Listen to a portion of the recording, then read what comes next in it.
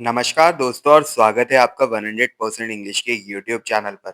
दोस्तों अपने पिछले वीडियो में हमने पाब्लो नेरुदा के रोमांटिक और मेलंकोलिक फेस को कवर किया था, लेकिन आज हम उनका एक बिल्कुल अलग रूप देखने वाले हैं। आज हम जिस पोयम का पोस्टमार्टम करेंगे उसका नाम है द वे स्पेन वॉज। ये पोयम उनके कलेक्शन थर्ड रेजिडेंस से ली गई है जो 1947 में पब्लिश हुई थी। अगर टुनाइट आई कैन राइट एक टूटे हुए दिल की आवाज थी तो द वे स्पेन वॉज एक टूटे हुए देश की चीख है।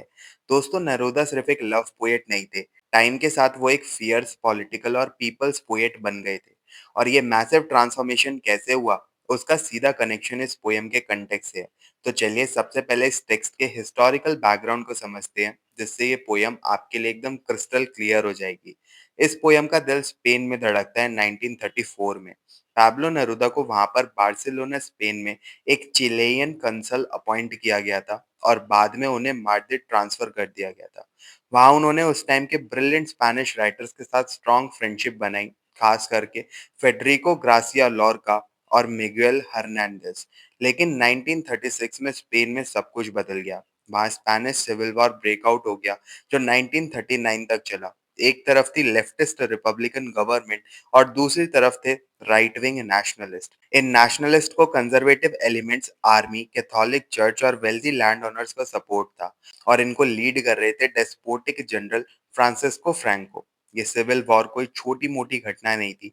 इस ब्रुटैलिटी में नेरुदा के सबसे करीबी दोस्त फेडरिको ग्रासिया लॉर्का का एग्जीक्यूशन कर दिया गया। अपने दोस्त के एग्जीक्यूशन और सिविल पॉपुलेशन पर होते हुए हॉरिफिक एट्रोसिटीज ने नेरुदा को अंदर तक हिला कर रख दिया। इसी ट्रॉमा और एंगर ने उन्हें रिपब्लिकन मूवमेंट ज्वाइन करने पर मजबूर किया और वो आगे चलकर कम्युनिस्ट पार्टी के मेंबर बन गए। ये poem the way Spain was उन्हीं इनोसेंट लोगों की सफरिंग और फेसिस्ट फोर्सेस के द्वारा स्पेन की तबाही पर एक टाइप का पोएटिक रिस्पॉन्स है। अब एक बहुत ही इंपॉर्टेंट टेक्निकल पॉइंट पर आते हैं। जब आप इस पोयम की लाइंस पढ़ेंगे तो आपको लगेगा कि इमेजरी इसमें बहुत ही क्रिप्टिक, अजीब और ऑब्सक्योर है। ऐसा इसलिए है क्योंकि नेरुदा ने इसमें सररियलिज्म का हैवी यूज किया है। एग्जाम्स में और स्पेशली सीयूईटी पीजी या फिर यूजीसी नेट जैसे ऑब्जेक्टिव एंट्रेंस एग्जाम्स में सररियलिज्म पर क्वेश्चन आना बहुत कॉमन है।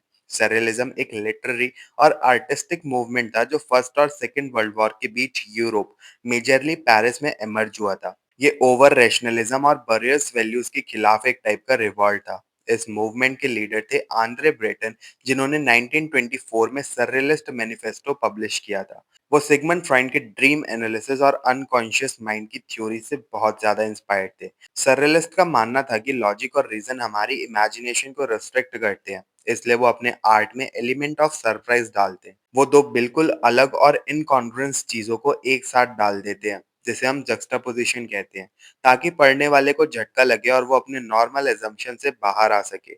इस पोयम में आप यही देखेंगे, वॉयलेंट और डेलिकेट चीजों का एक अजीब सा ड्रीम लाइक मिक्स जो वॉर के क्योस को परफेक्टली कैप्चर करता है। तो ये था हमारा सॉलिड फाउंडेशन। अब चलिए बिना किसी देर के हमारी पोयम पर जंप करते हैं और इसके लाइन बाय लाइन एक्सप्लेनेशन को देखते हैं। Taut and dry Spain was a day's drum of dull sound, a plain, an eagle's ire, a silence below the lashing weather। Poem की शुरुआत स्पेन की फिजिकल टोपोग्राफी यानी इसके ज्योग्राफिकल लैंडस्केप को describe करने से होती है, बट एक डीपर मीनिंग के साथ। Taught and dry Spain was, यहाँ वर्ड टॉट का मतलब है रिजिड और टेंस्ड। स्पेन एकदम सूखा और टेंस है, ये सिविल वॉर के स्ट्रेस को दिखाता है। A dazed drum of dull sound, ये लाइन डेयरी और मोनोटोनस रिदम ऑफ टाइम को दर्शाती है, जैसे एक डल ड्रम लगातार बज रहा हो। वॉर की वजह से लाइफ एकदम मोनोटोनस और डिप्रेसिंग हो गई है। A plain and eagles eyrie a silence, Neruda Spain के लैंडस्केप को इन्वोक कर रहे हैं। प्लेन यानी फ्लैट मैदान और ईगल सायर का मतलब है बाज का घोंसला जो बहुत हाई माउंटेन क्लिफ्स पर होता है। इन सब के बीच एक अजीब सी खामोशी, एक साइलेंस है, बिलो द लैशिंग वेदर। और ये सब किसके नीचे है? लैशिंग वेदर, यानी एक भयंकर टेम्पटेस्ट स्टॉर्म के नीचे। ये लैशिंग वेदर स्ट्रिक्टली नेचर नहीं, बल्कि वो पॉलिटिकल स्टॉर्म और वायलेंस है जो सिविल वॉर के फॉर्म में स्पेन पर बरस रहा है। How unto crying out unto the very soul, I love your barren soil and your rough bread, your stricken people। अब नरूदा का पर्सनल एटीट्यूड और स्पेन के लिए उनका डीप लव सामने आता है। How unto crying out unto the very soul, poet कह रहे हैं कि उनका प्यार इतना डीप है कि उनकी आत्मा चीख उठी है। आई love your barren soil and your rough bread, वो स्पेन की इनफर्टाइल बंजर ज़मीन यानी बैरन सॉइल और वहाँ के बेसिक क्रूड खाने, रफ ब्रेड से भी प्यार करते हैं। योर स्ट्रिकन पीपल, ये सबसे इम्पोर्टेंट फ्रेज़ है। वो उन सफरिंग पॉवर्टी स्ट्रिकन लोगों के लिए मॉर्न कर रहे हैं, जो इस वॉर का शिकार हुए हैं। उनका डीप कनेक्शन बिल्कुल आम जनता के साथ है। How in the depths of me grows the lost flower of your villages, timeless, impossible to budge. How in the depths of me grows the flower of your villages. Poet के अंदर उनके deepest self में Spain के गांव के वो lost flowers grow कर रहे हैं। यहाँ फ्लावर्स उन इनोसेंट लोगों, यूथ और पीस का सिंबल है जो वॉर में खो गए हैं। टाइमलेस, इम्पॉसिबल टू बच, उनकी ये मेमोरीज और स्पेन का ये एसेंस टाइमलेस है, जिसे कोई हिला नहीं सकता। इम्पॉसिबल टू बच। Your tracts of minerals bulging like oysters under the moon, devoured by imbecile god. ये लाइंस प्योर सररियलिज्म है, ध्यान से सुनिएगा। Your tax of minerals bulging like oyster under the moon. Spain historical times से अपने rich minerals reserves के लिए जाना जाता है। यहाँ जमीन के अंदर के मिनरल्स को ओल्ड स्टर्स यानी ओल्ड पीपल से कंपेयर किया गया है, जो मून के नीचे सूज गए हैं यानी कि स्वेल हो गए हैं। ये एक गॉस्टिक इमेज है, डिवॉर्ड बाय इम्बेसाइल गॉड। और इन सबको, रिसोर्सेज और बूढ़े वल्नरेबल लोगों को कौन डिवोर कर रहा है यानी खा रहा है? एक इम्बेसाइल गॉड। इम्बेसाइल का मतलब होता है फुलिश या फिर मूर्ख। यहाँ ये इम्बेसाइल गॉड एक्चुअली वो despotic dictator general Francisco Franco है, जो राइट विंग फोर्सेस को लीड करके स्पेन को प्रैक्टिकली खा रहा था और डिस्ट्रॉय कर रहा था। All your extinctions, your bestial solitude, joined with your sovereign intelligence, haunted by the abstracted stones of silence, your harsh wine and your sweet wine, your violent and delicate vineyards. इस stanza में Neruda past और present को जक्सटापोज करते हैं। वो contradictory qualities को एक साथ रख रहे हैं ताकि रीडर को एक झटका टाइप का लगे। All your extensions, your bestial solitude joined with your sovereign intelligence. Spain के मैसिव लैंडस्केप यानी एक्सटेंशन में आज एक बेस्टाइल यानी सैवेज और ब्रूटल अकेलापन है, लेकिन हिस्टोरिकली इस लैंड को उसी सॉवरन इंटेलिजेंस, सुप्रीम इंटेलेक्ट और कल्चर के लिए जाना जाता है। देखिए कैसे ब्रुटैलिटी और इंटेलिजेंस को एक साथ यहाँ पर रखा गया है। Haunted by the abstracted stones of silence, Spain ऐसी साइलेंट विड्रॉवन स्टोन से हॉन्टेड है जैसे यहाँ कोई घोस्ट टाउन बन गया हो। Your harsh wine and your sweet wine, your violent and delicate wine yards. Wine और वाइन यार्ड स्पेन का कल्चर है, लेकिन अब वो वाइन हार्श भी है और स्वीट भी है। वाइन यार्ड्स यानी कि अंगूर के बाग डेलिकेट है, लेकिन सिविल वॉर के खून खराबे ने उन्हें वायलेंट बना दिया है। ये कॉन्ट्रडिक्शंस वॉर के रियलिटी को हाईलाइट करते हैं। Stone of the sun, pure among territories, Spain wind with bloods and metals, blue and victorious. आखिरी स्टेंजा स्पेन की लॉस्ट ग्लोरी और आने वाले फ्यूचर के होप पर फोकस करता है।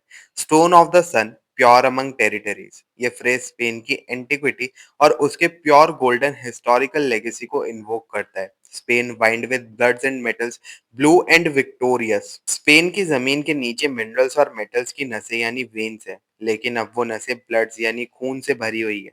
Blue and victorious historically Spain के ग्रेट मोनार्क्स यानी ब्लू ब्लड और उसकी पास्ट विक्ट्रीज की तरफ इशारा करता है। Proletariat of petals and bullets, alone alive, somnolent resounding. Proletariats of petals and bullets, proletariats का मतलब होता है वर्किंग क्लास या फिर वेज अर्नर्स, जो कैपिटलिस्ट रिजीम से ऑप्रेस्ड होते हैं। नेरुदा एक कम्युनिस्ट थे, तो वो वर्किंग क्लास के रिवॉल्यूशन को सपोर्ट करते थे। यहाँ जनता के पास पेटल्स यानी ब्यूटी और पीस भी है, और उन्हें बुलेट्स यानी वायलेंस का भी सामना करना पड़ रहा है। अगेन क्वेर्स वर्सेस एल्यूरिंग का juxtaposition. Alone alive, somnolent resounding, last line poem का कंक्लूजन और एक रे ऑफ होप है। स्पेन अकेला रह गया यानी वो अलोन है, वो बिल्कुल थक गया है, नींद में है, लेकिन उसके बावजूद वो अंदर ही अंदर अलाइव है, और आने वाले कल में उसकी विक्ट्री एम्फेटिकली इको करेगी यानी रिसाउंडिंग होगी। तो दोस्तों ये था द वे स्पेन वॉज का एक एक लाइन का डिटेल्ड ब्रेकडाउन। अब चलिए, जब हमने इसकी हर एक लाइन को समझ लिया है, अब हम इन सभी आइडियाज को एक जगह टाई अप करते हैं। जब आप अपने एग्जाम्स में बैठेंगे तो ये थीमेटिक पॉइंट्स आपके लॉन्ग आंसर्स को एक सॉलिड स्ट्रक्चर देंगे। सबसे पहली थीम है वॉर का डिस्ट्रक्शन और डिक्टेटरशिप। ये पोयम एक रेट्रोस्पेक्टिव रिकलेक्शन है, जहां स्पेन के ग्लोरियस पास्ट को कंटेम्प्रेरी डिसइंटीग्रेशन और डीके के साथ जक्सटापोज किया गया है। नेहरूदा दिखाते हैं कि कैसे एक हिस्टोरिकली रिच देश को डेस्पोटिक फेसिस्ट फोर्सेस ने बर्बाद कर दिया। वो इम्बेसाइल गॉड यानी डेस्पोटिक जनरल उन मासूम लोगों और देश के रिसोर्सेज को डिवोर कर रहा है, उनको खा रहा है। दूसरी मेजर थीम है पोएट का डीप कंपैशन और सॉलिडारिटी। अपने डिप्लोमेटिक सर्विस के एक्सपीरियंस की वजह से नेरूदा ने स्पेन के टॉर्मेंटेड मासेस के लिए एक डीप सॉलिडारिटी कल्टीवेट की थी। वो उन स्ट्रिकन पीपल के लिए मॉर्न करते हैं जो एंडेमिक पॉवर्टी और वॉर का शिकार हुए हैं। उनका प्यार सिर्फ स्पेन की ग्लोरियस हिस्ट्री से नहीं बल्कि उसकी बैरन सॉइल और रफ ब्रेड खाने वाली आम जनता से भी है। तीसरी थीम है पास्ट और प्रेजेंट का शार्प कंट्रास्ट।